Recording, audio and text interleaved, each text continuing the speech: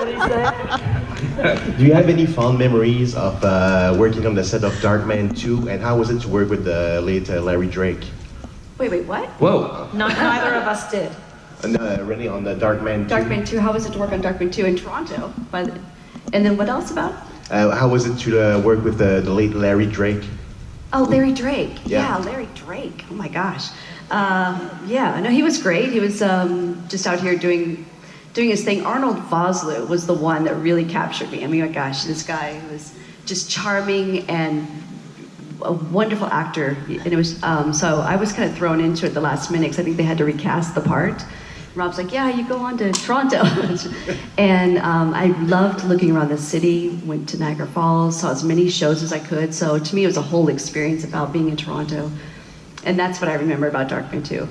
Thank you very much. There you go. Hello. So one of the central themes that we see over and over in Xena is that the gods and immortals really like to mess with humans, or they just happen to do it while they're pursuing their goals. So of all of the ways that the gods, intervened in Xena and Gabrielle's life, what was the most fun to work on? Alex? Alex Tidings was always this joyful, lovely energy. Not at all an airhead. Yeah. She's like Aphrodite, but also a cool gal. Yeah, cool girl. she's an activist. She's yeah, she's great. But she was for fun, right? I'm trying to think of the But you others. talk about a situation there. I thought, rolling around in the sack with Kevin Smith wasn't bad.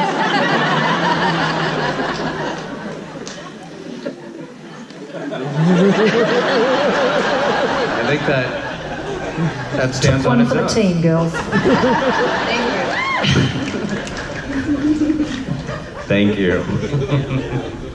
At its core, what do you think the show was really about? Was it about redemption? Was it a show about outsiders? How do you kind of look back and view the core sort of message or theme of the show?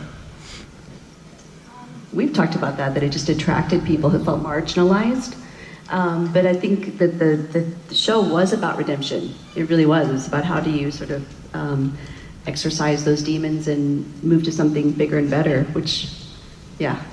Yeah, I think underneath that, redemption is about feeling worthy of a second chance, right? It's about forgiveness and self-worth underneath that. So I think the the very deepest, most fundamental message is about self-worth and self-love, respecting oneself so that you can go and respect others. And everybody finds out that they deserve that. That seems to be what fans take, that they deserved to love themselves, to forgive themselves, to have what they want, to heal themselves, to find love.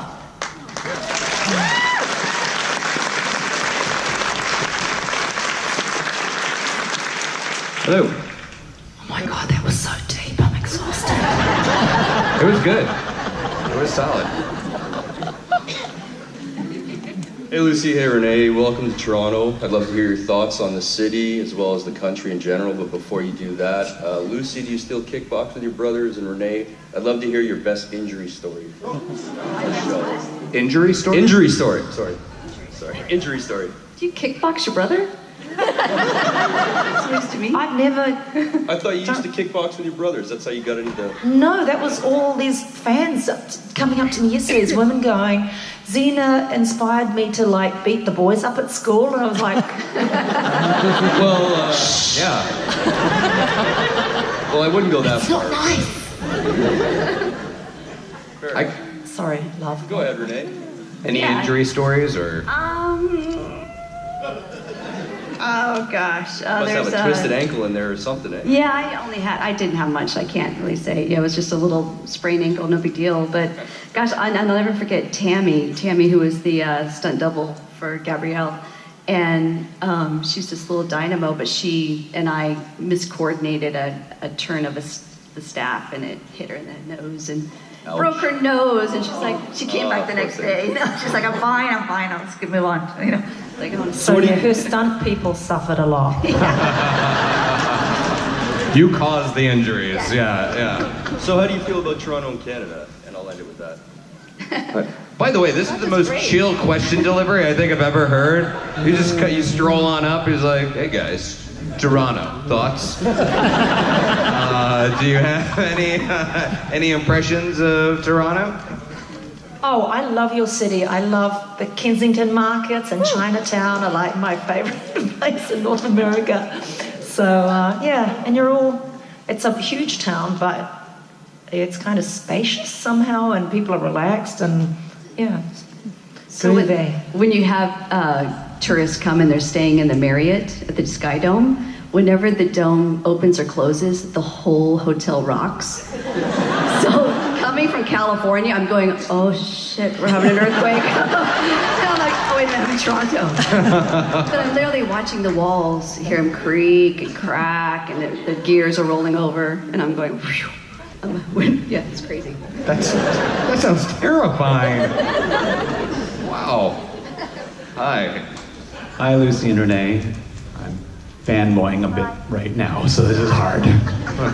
You look fantastic, and I've been sitting here racking my brain to come up with a really interesting question for you, and I can't. So instead, I thought I would actually ask the audience a question. I thought it would be pretty awesome to hear all of the women and girls of the audience give their best Xena war cry. Orchestrated. About time.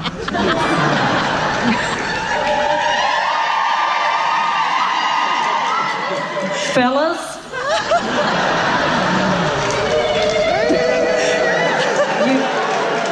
you are good sports, all of you. Thank you very much. Thank you. Thank you. Hello, how are you? Hi, I'm good. I am actually one of those girls who would beat up the boys on the playground because of Xena. But to be fair, they were bullying me, so I was defending myself. So Xena actually helped me to overcome my bullies, so thank you for that. My question is though, so my favorite episode was actually Ides of March. I was wondering how significant was that episode for you guys, and was it as emotionally draining for you as it was for us to watch? Is that the one where she got crucified? Yeah. And hypothermia. That was very hard on you. Oh yeah, that's right. Remember that? Crucified in the snow, it might as well have been real snow. And there was a wind chill factor coming through there, and she's beyond blue, and she's like, no, I'm fine. She'd gone past shivering, you know. It was in full-blown hypothermia. Yeah, I remember that. Isn't that the one with like where we're wearing the garment that's kind of wrapped around us and we're sitting in the jail and Yeah, I'm and cuddling Caesar's you. being murdered at the same time. Right? Do you remember that? I remember it's like this really sweet moment and we're just sitting there in like rags and you've been beaten up. She always had like gashes on her eyes, you know, and talking about love. You know what? That was one of those moments, right? Always freezing. Thank you. Don't beat up anyone else, okay? Like, you guys gotta slow down with the beating up boys or girls. Just don't do it. Hi.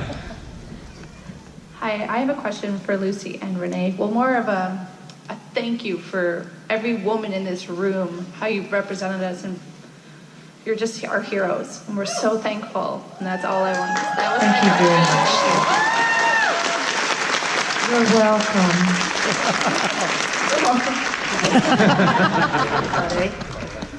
Hey. Hi, Lucy. Hi, Renee. How are you?